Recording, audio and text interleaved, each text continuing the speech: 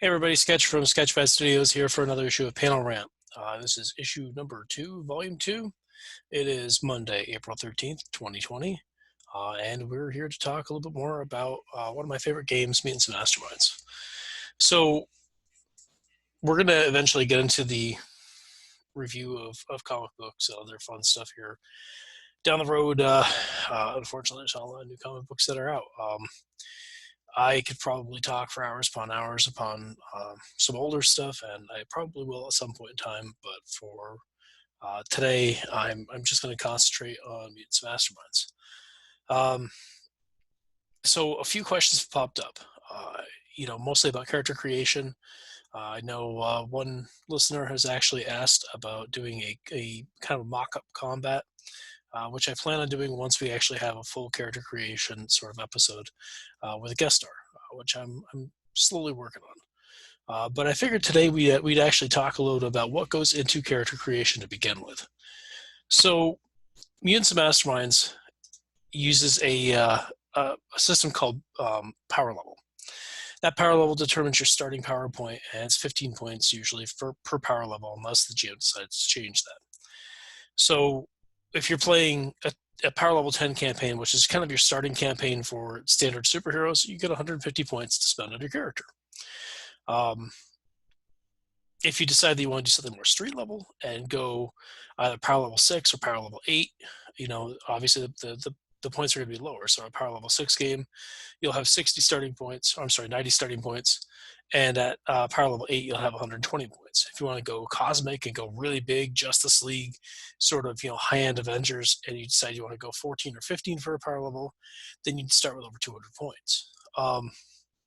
If you want to get really kind of crazy, you can actually go power level 20, which is kind of the highest before you hit the power level X mark, which we'll talk about at a later date, or possibly even a little later on today. You're looking at 300 points, and your character is really powerful to start. So, what is the power level exactly? Like I said, it's kind of a starting point for your character. For me, it's also, well, for everybody actually, if you're playing the game properly, according to the rules, that is. The power level is also kind of a limit for what you can and can't take. There are several things that are kind of limited, and it's embedded into the system for that particular reason. So, for example, your skill modifiers, your hero's total modifier with any skill, which is your ability rank plus your skill rank, plus any advantage modifiers, cannot exceed the series power level plus 10. So if you're playing in a game that's power level 10, you can't have higher than a plus 20 altogether. Your attack and effect, which is your attack bonus and your damage DC, like we talked about in the last episode, the total of those two cannot exceed twice the series power level. So again, if you're playing power level 10, the sum of your attack bonus plus whatever your damage DC is going to be can't exceed 20 in a power level 10 game. And those can shift if you have like a plus 8 to hit and a 12 DC damage before you add in everything.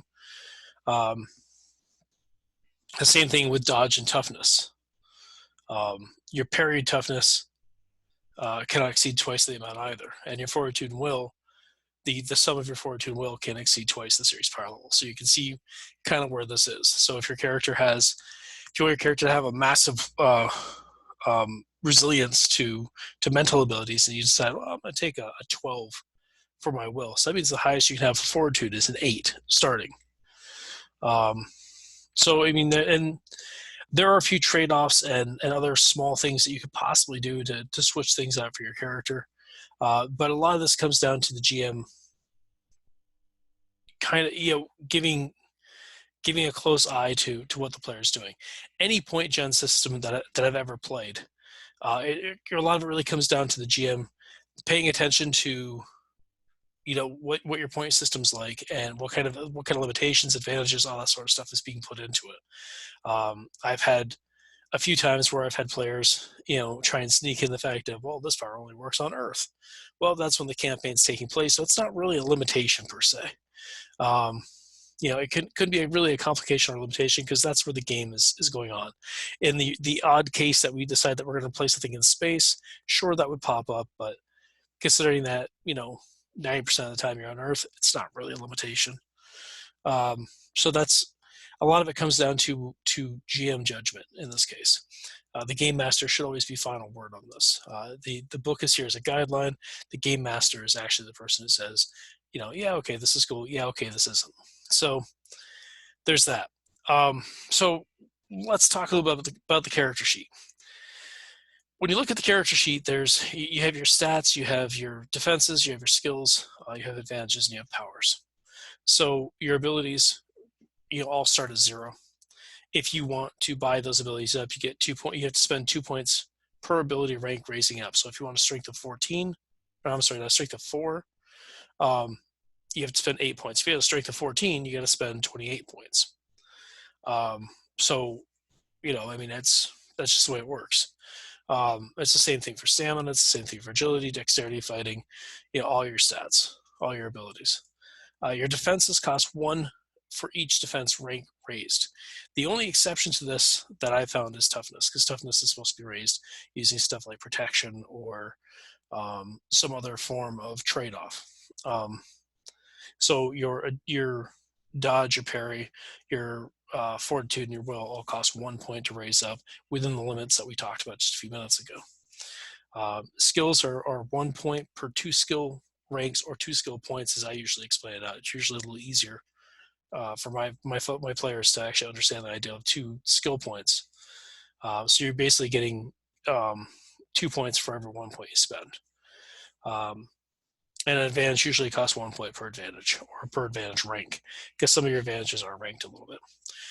The powers we'll get to in a second, because powers can be a little tricky, and I understand why some folks have some problems with that. So your advantages and your advantage ranks. When you take things such as ranged attack, which gives you a +1 bonus to ranged attack per rank. So if you take 5 ranks in ranged attack, you have a +5 to your ranged attack. Any ranged attack. It's not just specified. That's what a skill is good for. So if you're taking the ranged attack skill, and specifying, say, sniper rifles. So whenever you pick up a sniper rifle, you get a bonus. If you take ranged attack, you're a little closer to characters like Bullseye, who are just really good at ranged combat. Not necessarily throwing, it could be anything they pick up. And Bullseye is actually pretty good about almost any kind of ranged combat.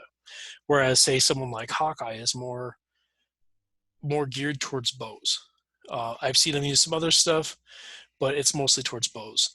The character Shaft from Youngblood is a little closer to Bullseye. He can actually use almost anything in a ranged attack. And the same thing goes for things like close attack. Close attack, you get a +1 for every rank. So those are your characters that are really good at martial arts. Those are your characters that are really good. They can pick up almost anything and use it as a weapon. Shang-Chi kind of comes to mind right away. Iron Fist comes to mind. Richard Dragon from DC Comics. There's a lot of characters. Batman to some extent, but I always actually see some other characters like, say, Black Canary, who's actually really good at certain types of martial arts. She's actually very good at certain types of martial arts, but I don't see her in the same level as Shang-Chi. I see her as a very skilled and trained fighter, but I would actually give her more ranks of the skill than just overall close combat, because she's the way that she's been depicted in the past. She's not someone who just picks up anything and can use it as a weapon, but she herself can throw a good punch and a good kick. So your mileage may vary, your game may be different. But other advantages, such as, say, something like improved trip or improved hold, those are things that you only take 1 rank in, so they only cost 1 point. So for 1 point, you get an improved hold, which gives you a -5 circumstance penalty to escape from your holds. So that means it's harder for people to get out of a full nose when you have been, or if you got them at an arm lock. That's mostly combat oriented. There's other ones like fortune advantages, which use hero points. I'll get to hero points towards the end of this. Um, there's also things like your general advantages, like having Die Hard, which means you automatically stabilize while dying. So if your character goes into a dying condition, they automatically they're not dying. They're okay. They're just down.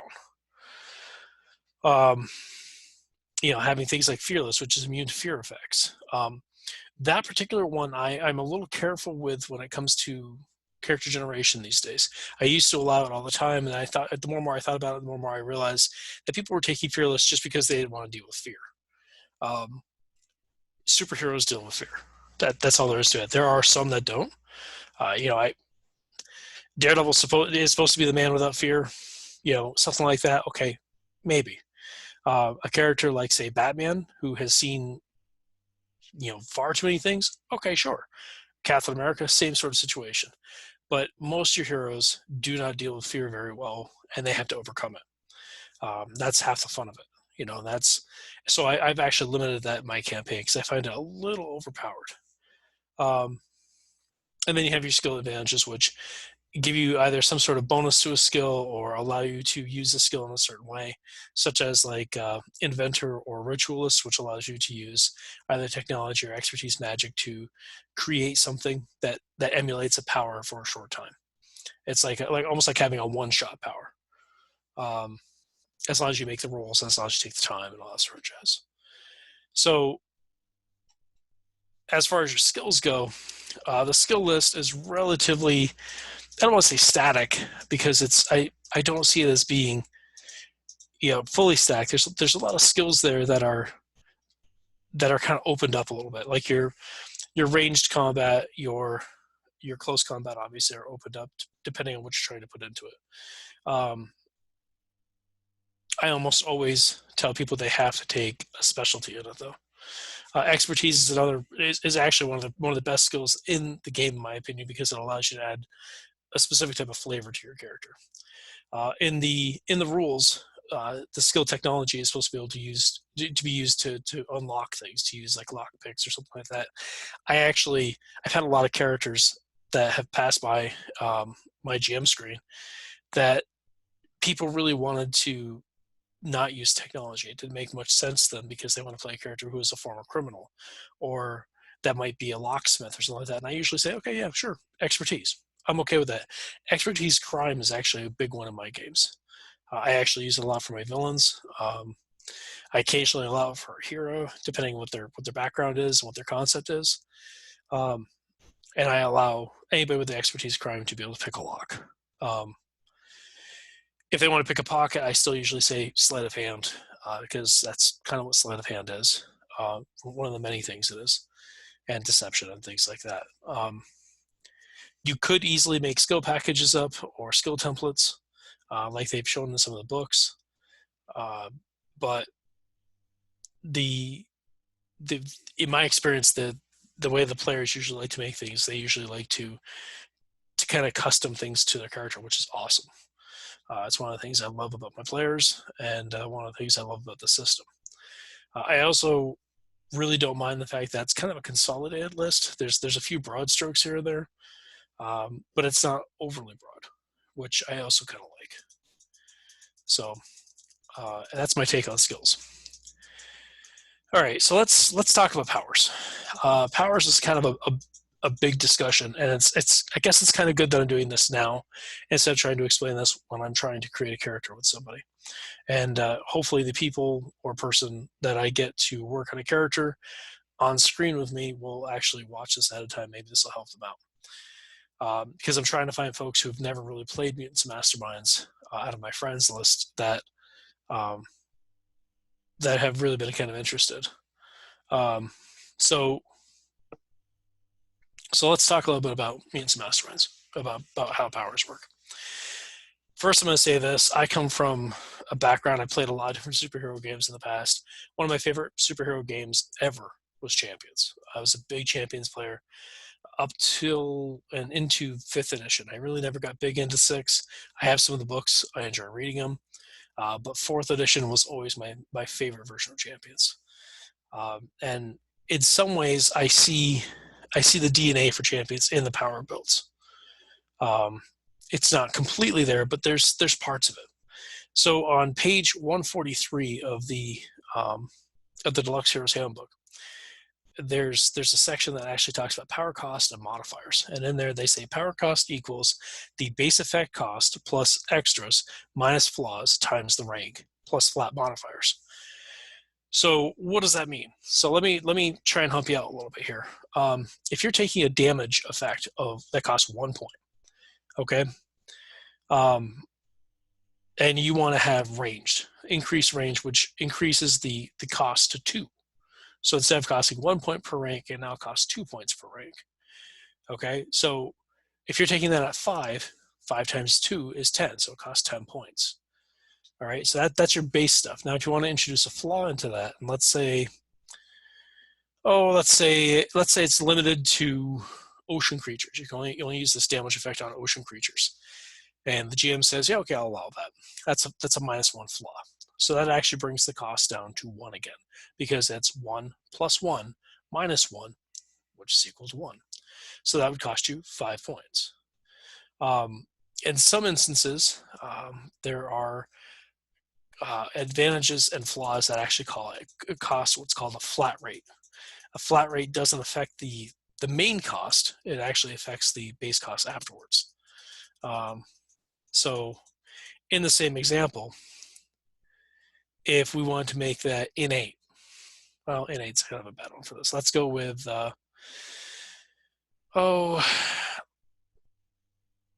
let's say we want to make it homing.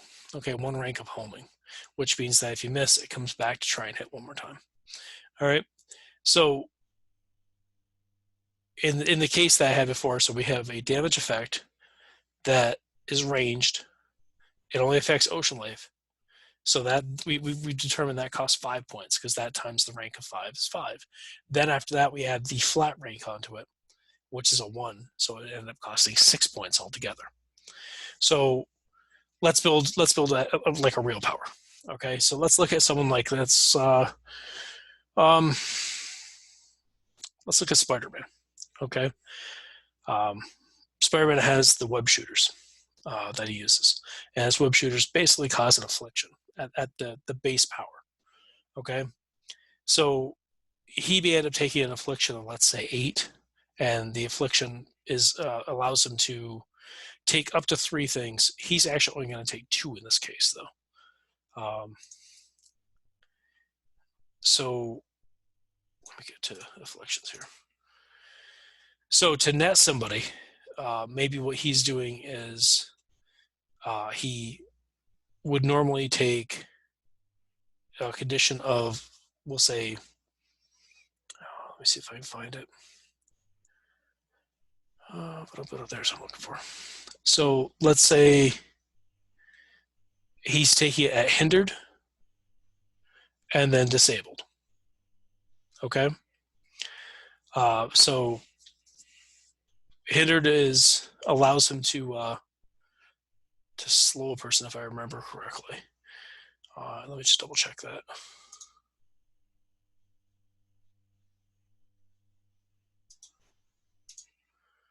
Hindered. Yeah, so hindered means that he's slowing them by 1 speed rank, and then if he disables them, what that means is he is causing them to have a -5 to the circumstance penalties, or it's a circumstance penalty of -5, making him, making them slower and unable to do things because they're stuck in his web. So technically he could take a 3rd one at this point in time, but we're actually going to take it with a limitation, a flaw of limited degree. So it only has 2 instead of 3 degrees. So like I said, we're taking it at 8. The base cost for it is 1 point per rank, so we're spending 8 points right there. He's got a -1 to that base point, so it costs a minimum of 1. But we're actually going to make it ranged, so that gives a +1. And we're also going to make it a device, which is something special. We'll get to that in a second. So let's look at the base cost, what we have so far. We have affliction at 1. We're taking it at 8 ranks. So the affliction of 1, we're adding range, which would add a +1. because it's just normal range. And then we're adding the flaw of um, limited degree because we're only using 2 degrees. So that's a -1. So right away we have the 1 point plus 1 point minus 1 point. So right now we're at 1 point. So we're talking Spidey here though, and even though in the past he's had it as a natural ability, it's usually some sort of device. So what we're going to do there is we're actually going to turn it into, we're going to make it say it's removable. Okay, so under removable, it says removable applies to the power as a whole and not individual effects, although it may apply to a power with only one effect. The flaw is worth -1 point per 5 points per 5 total power points of the power's final cost, rounded up after applying extras and flaws to its effects. So, what does that mean? Well, if we're taking the affliction at 8, okay, we've already determined that we were only spending 1 point, so that's 8 points right there. However, because it's removable, it's worth a -1 for every 5 total power points in the final power cost. So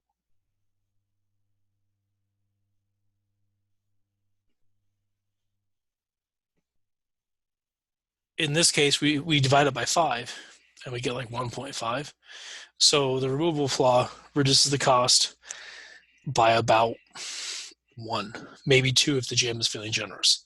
I usually round down, so it gets a -1 effect, so it's going to be a 7.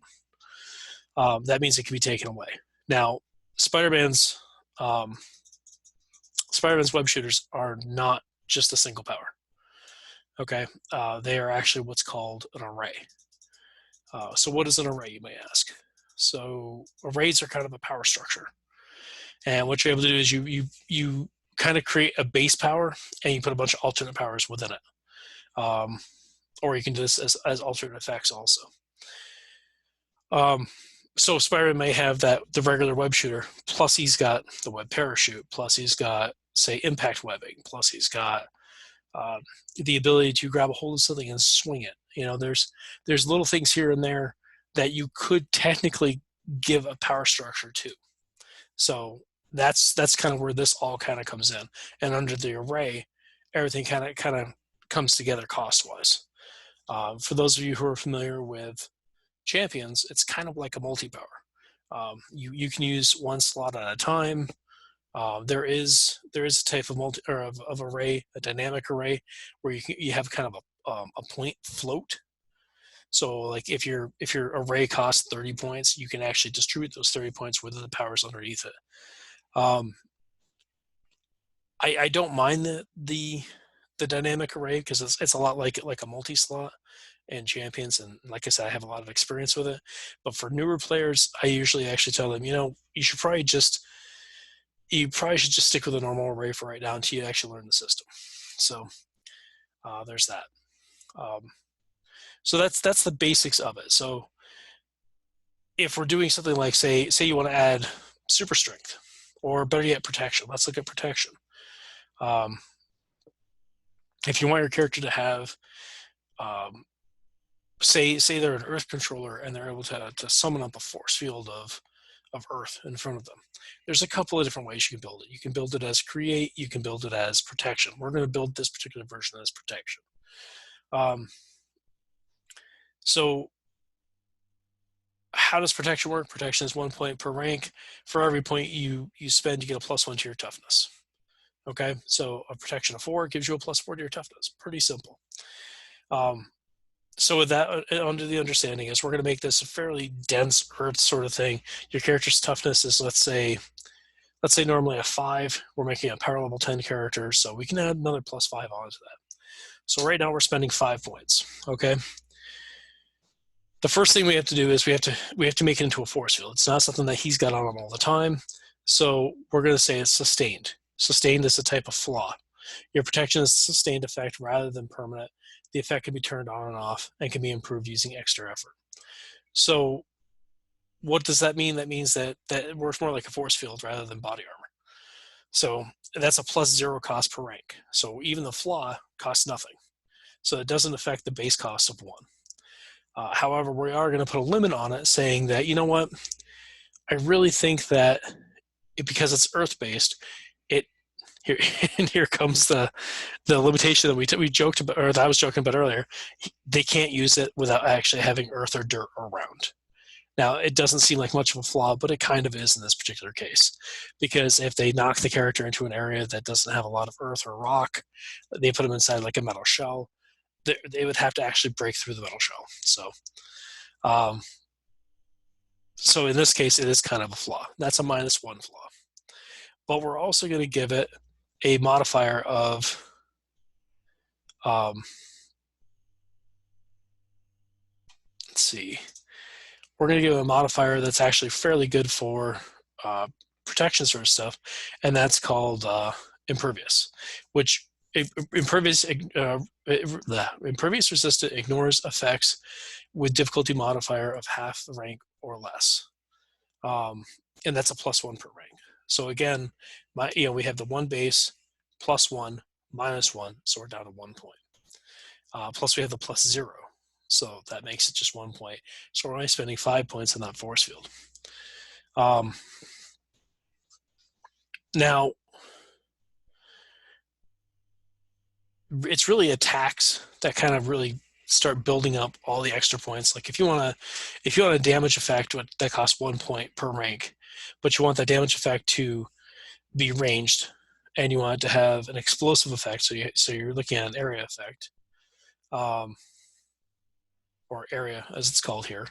And plus, let's say if you want to be penetrating, so that overcomes impervious rank. So that's a +3 right there. Okay, that's a 30-foot diameter. So if you want to increase the diameter, it's even more. So that's 3 points that you're adding on to that +1. So you're already spending 4 points per rank. You want that to be a power 10. So there's 40 points right there. That's how quickly that adds up. And not every limitation or lower limit will be acceptable to your game master. Not every extra will be acceptable to your game master. Sometimes you may have to actually say, look, this is kind of what I want to do. Everything should actually match up to your concept. If you're playing a character who is an earth controller and you decide that, well, I wanted to have like something you can put out fire. And when the GM says, well, how do you do that?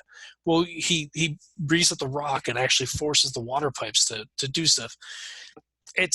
Is it acceptable? It depends on your GM. I would say it's a little flimsy, and I'll explain why in a sec. But if they said instead that they used a cloud of dirt to do it, I would be like, yeah, okay, that's kind of cool. I'll get into the whole water thing in a second because I'm going to talk about hero points, and that's really where that comes in. So, but that's the general structure of that sort of situation. That's how you build your powers. The powers are relatively simple once you get used to it. If you're a starting GM or if you're a starting player and you're not really sure what you're doing with this particular area, I always recommend to grab Hero Lab, the program that's the official character generator for Mutants and Masterminds. It's incredibly useful. It's kind of helped me out a little bit in the past. It's helped my players out in the past. And it's nice to have. So kind of keep that in mind. So when you're looking at things and you're going, geez, man, I just don't get this, try and pick up Hero Lab, play around with it a little bit. I'm also going to talk really quickly about a couple other things before we get into hero points. And that is the fact of, if you don't have this is actually the Deluxe Heroes Handbook. This is the 10th anniversary edition, which I think is the current edition that's out. There's also this, which is the Basic Heroes Handbook. Now, if you're starting out, grab yourself a copy of this. All right, this is a great book. I've been playing Mutants Masterminds for a while. I still bought this because I thought, well, geez, I'll take a look at it. Maybe it might help some of my players out. And some of my players have been playing for a while, and they still don't understand certain aspects of it. So if you're not completely understanding, you're not alone, believe me. But that's why books like this exist. Where do you go after this? Once you actually figure all this out, you're like, geez, I think I've got it. Where do I go? go to the Deluxe Heroes Handbook.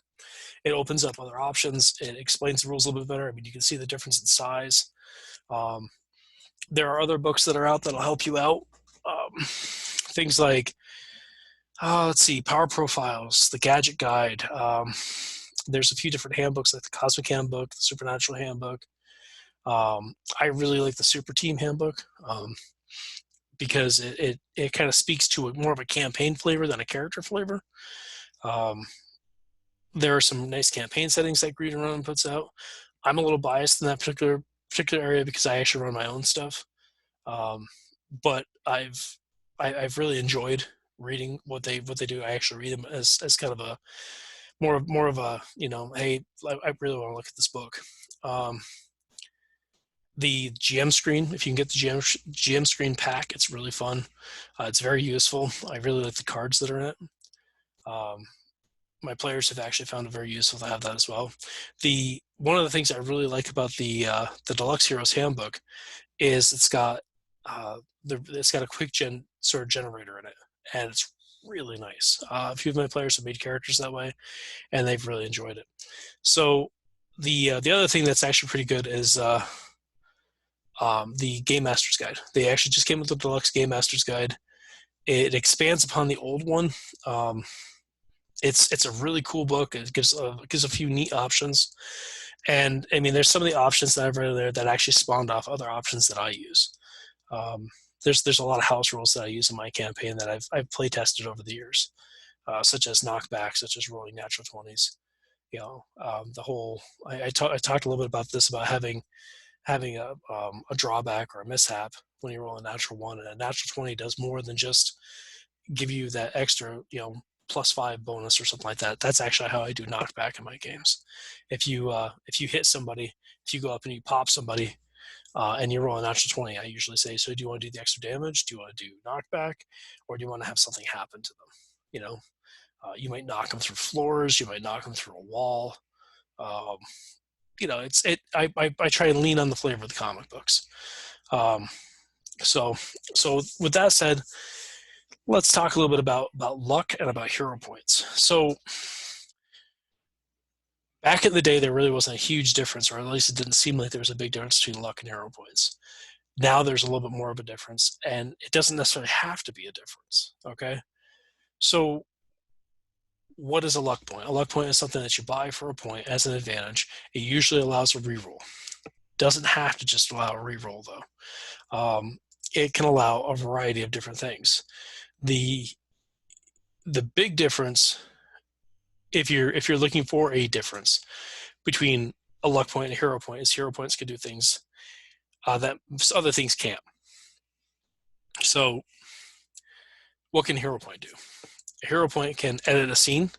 So if you suddenly need something that's not there, you guys are going up against a flame character, none of you have any flame resistant powers, and you turn to the GM and you go, I realize that we're out in a parking lot. Is there a fire extinguisher around? The GM can look at you and say, well, there could be, and kind of look at your hero point. And if you spend that hero point, well, guess what? You found yourself a fire extinguisher. Or you've uncovered something that wasn't there before. You can also use it for a heroic feat. So what's a heroic feat? It's basically gaining a rank of an advantage you don't already have until the end of your next turn.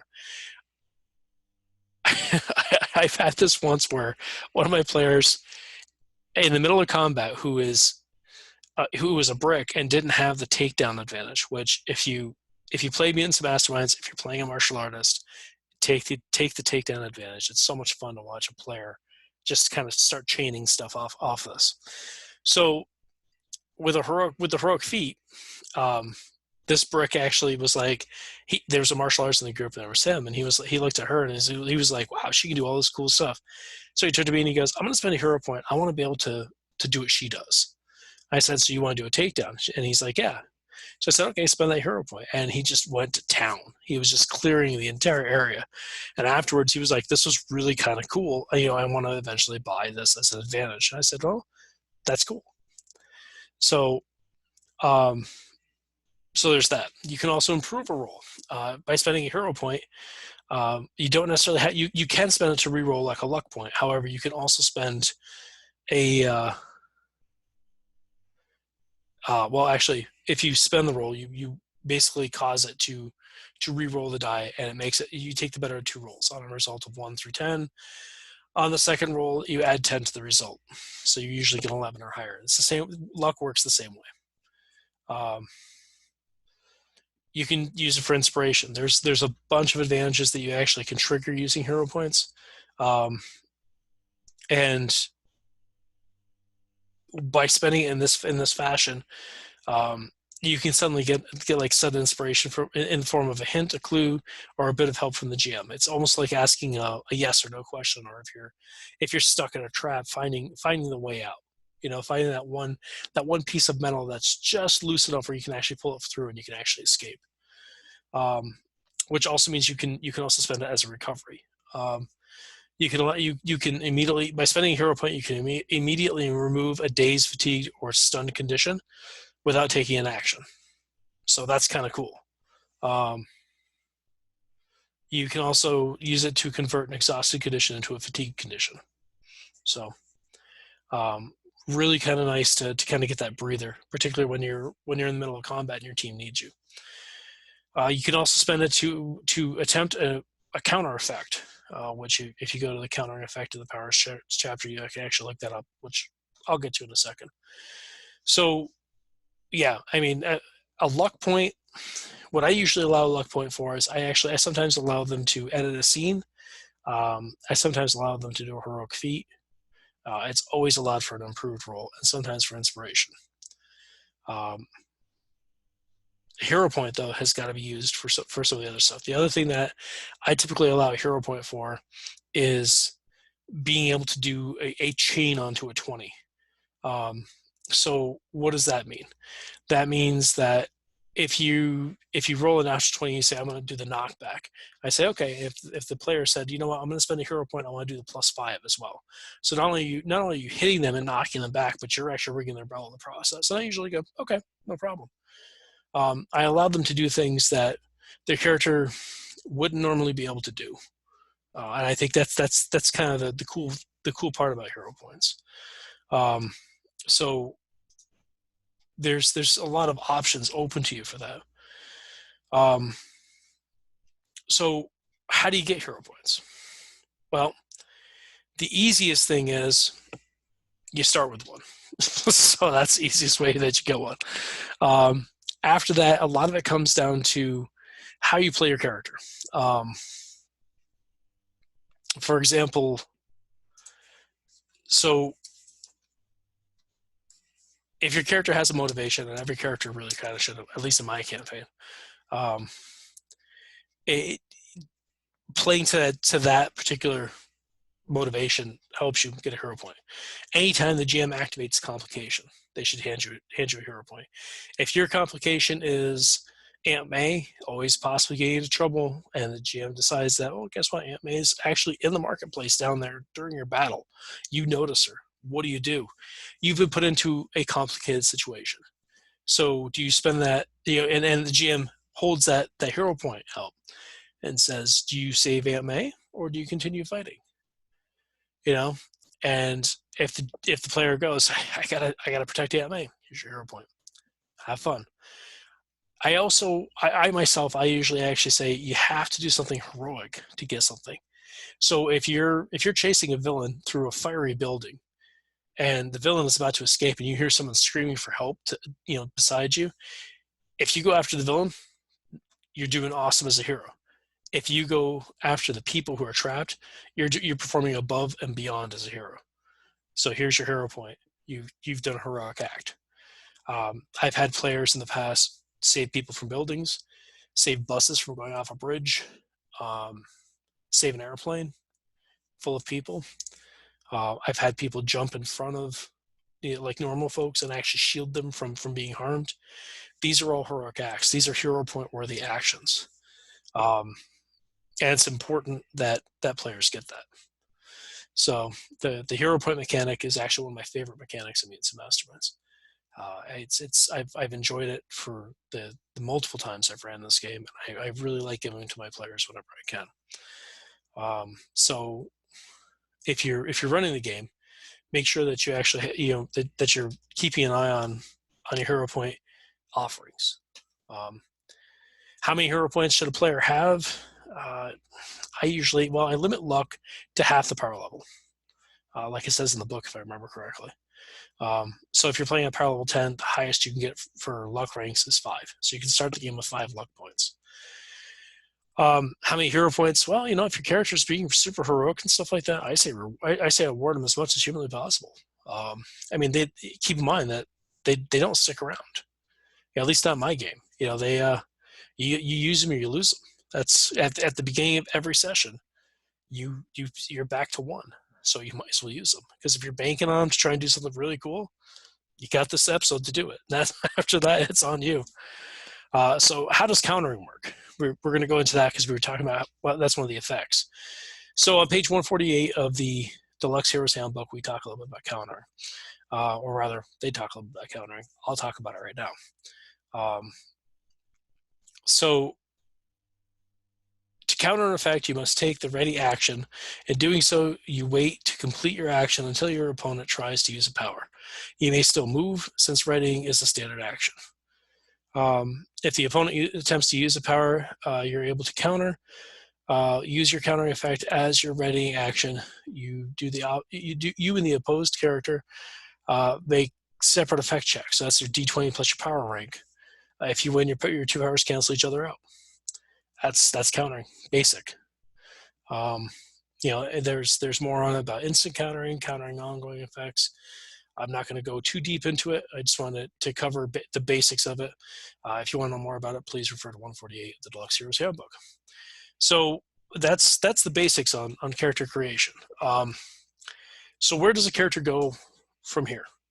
Well, that's kind of where experience comes in, and there's a couple of different ways that we kind of handle experience points in Mutants Masterminds.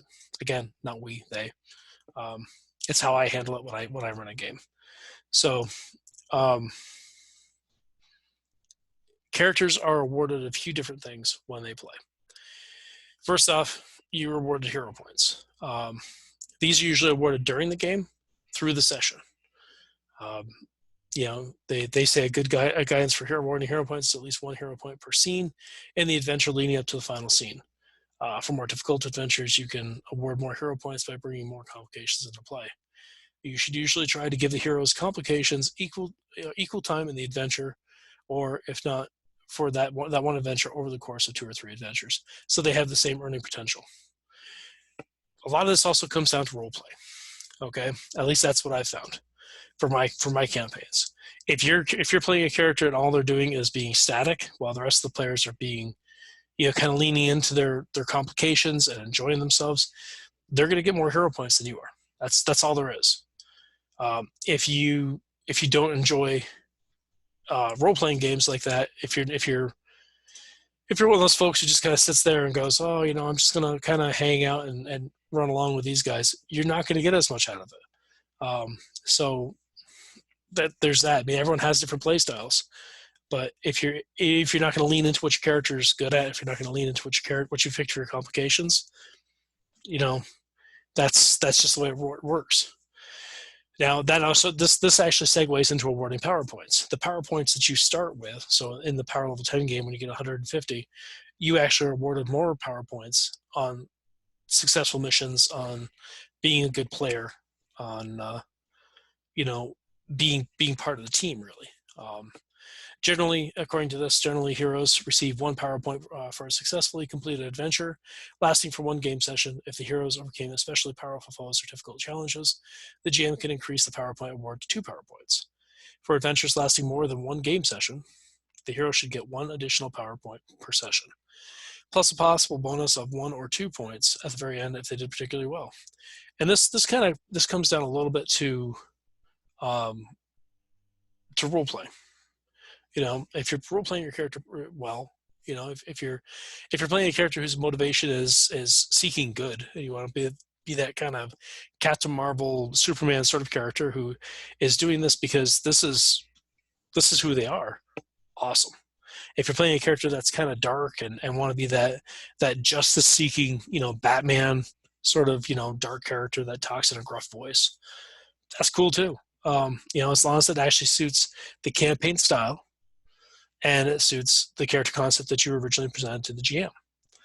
I think in the zero episode that I did of this whole thing, we talked a little bit about character concept. And character concept is so important in a point generated system because you're not rolling a random character. You're not just picking a class, for example, and just running with it. You're creating an actual character. If you're going to play a character that's a reporter, you're going to pick the right skills for them to be a reporter. Plus, if they're going to be a paragon like Superman, you're going to give them the proper powers. You may not be Superman's level to start with, but you'll get there over time, hopefully. So increasing power levels, the next part. This actually starts on 262 of the Deluxe Heroes Handbook, and increasing power level is actually the one the one area that I tend to kind of stick up on a little bit. So, the suggested thing, it's not set in stone. Green Ronin never set the stuff in stone. Steve Kenson didn't set any of this in stone, which is awesome. Is once you're in 15 power points, you should probably go up a level. You can stretch it out a little bit to 20 points to 30 points or whatever. I tend to actually, I don't look at power level like that. I look at power level as the campaign power level. I think the power level should go up when the campaign needs to evolve a bit. I've had characters in a power level 12 campaign that were 260 some odd points. So that's something to kind of look at a differential on. Again, though, I come from, say, a champions background where the experience points are a little slower. The experience points in Mutants Masterminds can be a little quicker, and your characters can get pretty powerful pretty quickly if you're not watching how many experience points the GM is giving. Since then, I've slowed down the experience points. The adventure, like getting the 1 point per adventure, I usually give them about 2 points at the end of an adventure. An adventure sometimes takes anywhere between 1 to 3 weeks, like 1 to 3 sessions. So, it's not necessarily, I'm not necessarily going to change it at 15, but it's probably going to change at some point in time within a couple of seasons is what I look at, because we run games in seasons here. So your best bet is to kind of look at the rules on page 263, find out what works for you. This is what works for me. You may find that 15 points per power level and increasing is fine, and that's awesome. I don't think there's any real wrong way of doing this, except for somebody who just will not increase the power level at all. Unless you want your characters just to be at that base level all the time, because they got to grow a little bit. So allowing your characters because your power level will also limit what your levels are. So if you're playing a character like Wolverine, for example, who has got pretty nasty claws, and you want to be able to up those claws a little bit, well, you're not going to necessarily up them unless you change the power level. So, other rewards that they talk about is wealth, equipment, fame. They talk about honors. There are no hard mechanics in the Hero's Handbook for these. Equipment is they talk a little bit about it, giving you like a one-time use of a capture device. Maybe allowed by having the player spend a hero point, or instead of giving them a hero point, you give them this one-shot piece of equipment.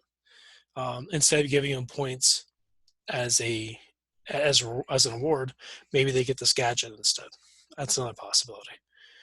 Wealth, again, there's no hard mechanic for wealth, but it could come in like someone gaining the benefit advantage to increase their wealth, because there is a wealth advantage, but it doesn't have a mechanic in the game per se. What I usually do is look at the wealth level, and that determines where their social standing is. And I occasionally give them a bonus depending on their level of wealth. So like if they have a wealth of 3, I'll give them a +3 to certain circumstances. Fame, I actually, I've been adapting slightly the old rules from the old Marvel superheroes game into Mutants and Masterminds for a popularity sort of rating. And what people get is they get an honorific that's a reputation. And like if you're the reputed heroes of this city, you'll get a +2 to start with when dealing with law enforcement, when dealing with the government, and a -2 when dealing with the underworld. The next level after that is a +5. After that, you might gain a different reputation. So you might actually start banking up these reputations. Um, depending on where your character's going and what your character's doing. And a lot of it depends on how well you're role playing, how well you role play in the situation. And that actually leads to the honorifics. So that's things like getting the key to the city, um, having an awards ceremony, a press conference, all that sort of stuff. Um, the the Deluxe Heroes Handbook is a wealth of information. There's some great adventures in it. There's some characters towards the back, including a couple of my favorite ones that Green Ronin's made. There's a section on gadgets and gear, challenges, all sorts of stuff. We're going to try and test this into effect here eventually. When I get a kind of it'll either be like a 2-on-1 or a 1-on-1 sort of situation, just to show people how we play it. And how things work out. So if you have questions about how combat works, if you have further questions on how character creation works, drop me a line. Well, let me know on the panel rant page. I kind of hang out in a couple of groups, and this video will be posted there. Let me know on one of those pages. I'll be happy to try and answer any questions I can. The people that really know the system better than I do, though, are obviously the folks at Green Ronin. Crystal Frazier, who's the current person who's running the Mutants Mastermind stuff, and of course Stephen Kenson, who created the game. They are well versed, obviously, in the game better than I am. I just like playing the game, and I'm trying to help folks understand and hopefully play the game along with us. So if you have any questions, if I can answer them, I'll try to. Until next time, hopefully everyone's playing some games. I hope everybody's well. I hope this video kind of helps folks out. Let me know what you think. So next time we'll probably have some reviews. Next time we'll be talking a little bit more about a few other things being some masterminds, and we'll be talking about a few other little surprise things here and there. So until then, have fun, play games, and we'll see you next time.